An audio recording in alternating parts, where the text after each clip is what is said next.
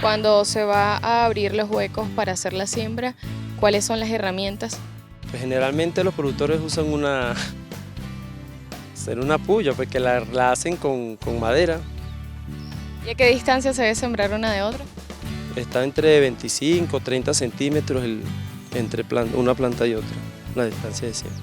Y entre surco más o menos a 1 metro, 1,20 m. ¿Y a qué profundidad se debe sembrar?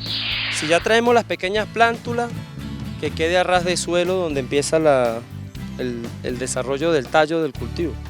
Si es a siembra directa que la realicemos en el campo, a medio, 1 centímetro, porque apenas nada más se tape lo que es el diámetro de la semilla. Cuando nosotros la traemos acá al campo, ya la sembramos, ¿cuáles son los cuidados que debemos tener en cuenta apenas se siembra? Bueno, apenas se siembra la plántula directamente al campo, o si es por siembra directa que tengamos emergidas ya las plántulas, hay que tener más cuidado, es con algunos gusanos cortadores que nos puedan cortar las plantas, o coquitos perforadores que le causen algunos agujeros al follaje, así como también de enfermedades fungosas, pues, que me le puedan causar un sancocho al sistema radicular o al tallo. Y en cuanto al riego, Los primeros días más o menos se le puede realizar dependiendo de las condiciones climáticas, ¿verdad? Le realizamos un riego cada 3 o 4 días a la planta. Más o menos también a los 6, 7 días de haber sido trasplantado hay que hacerle la primera fertilización con un abono rico en fosfato y en nitrógeno. de manera orgánica, ¿cómo nosotros podríamos suministrarle eso a las plantas? Bueno, la idea es que si queremos hacer una fertilización orgánica, consigamos humus de lombriz, bien sea sólido o bien sea líquido, con gallinaza o subproductos del beneficio del café como la concha de café, la cascarilla, que esté bien descompuesta. Hagamos una incorporación al terreno cuando estamos en el proceso de preparación de la tierra. ¿Y cada cuánto tiempo se debería abonar las plantaciones de pepino?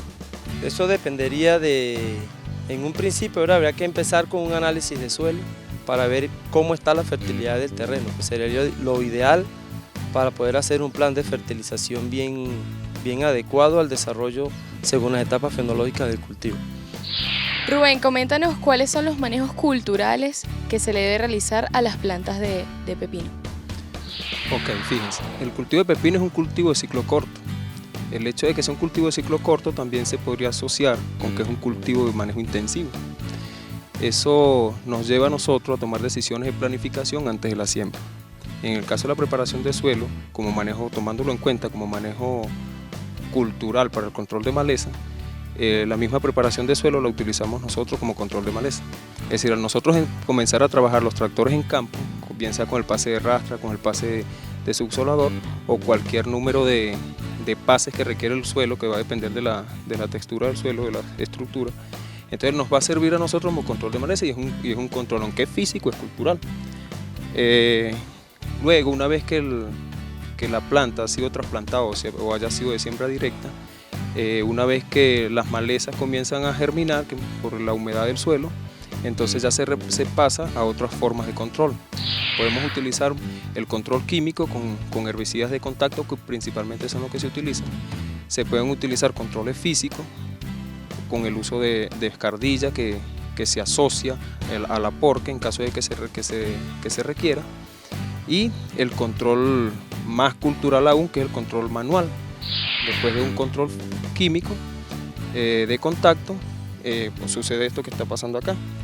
Le va quedando a la planta una serie de malezas en pleno crecimiento que van a competir con el cultivo que a nosotros nos interesa por espacio, por humedad, por CO2, por nutrientes. Entonces es necesario separar entonces o eliminar estas plantas indeseables del cultivo que nosotros estamos, en este caso pepino, queremos llevar a un futuro productivo. Claro, si nos vamos al manejo como tal, que tenga menos impacto al ambiente, entonces los controles más ideales serían los controles físicos o los controles manuales. El control físico con escardilla, donde se hace bien sea por el aporque, que se está arrimando el suelo desde la parte del surco a la parte del camellón, ya estamos haciendo un control, y es un control que no tiene efecto directo sobre la contaminación ambiental.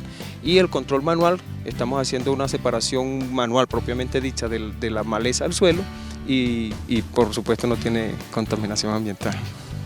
Fíjate, la planta, dependiendo del tipo de sistema que tengamos, si es de siembra directa o de siembra por trasplante, que ya se explicó anteriormente, entonces sucede esto que está acá, tiene una especie de círculo con maleza sobre la planta, y lo que hacemos es separarla de manera que la planta que estamos en este caso cultivando quede completamente libre de estas plantas indeseables. Entonces, de esta forma ella se pueda comportar mejor utilizando los recursos del suelo para su crecimiento y desarrollo, y posteriormente para su producción. Entonces, esta sería la forma como se hace, queda la planta libre. Ya después de esto viene el proceso de tutorado.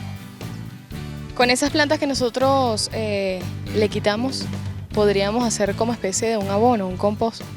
Bueno, fíjate, el manejo que se le da al control de malezas manual generalmente se utiliza como incorporación directa al suelo, porque sería, en este caso, y como son manejos muy intensivos, sería, no sé cuál es la palabra correcta, antieconómico trasladar estas plantas a un compostero. Sí se puede hacer y sería ideal para luego utilizarlo como abono orgánico, pero en este caso, en el mismo cultivo, al aplicarla o distribuirlas en el campo, ellas van a servir de cobertura primero, y van a servir también como incorporación de abonos verdes al mismo suelo. Entonces quiere decir que sí se utiliza utilizándolo así, se utiliza como abono verde. Entonces sí es aprovechable a futuro por otras plantas.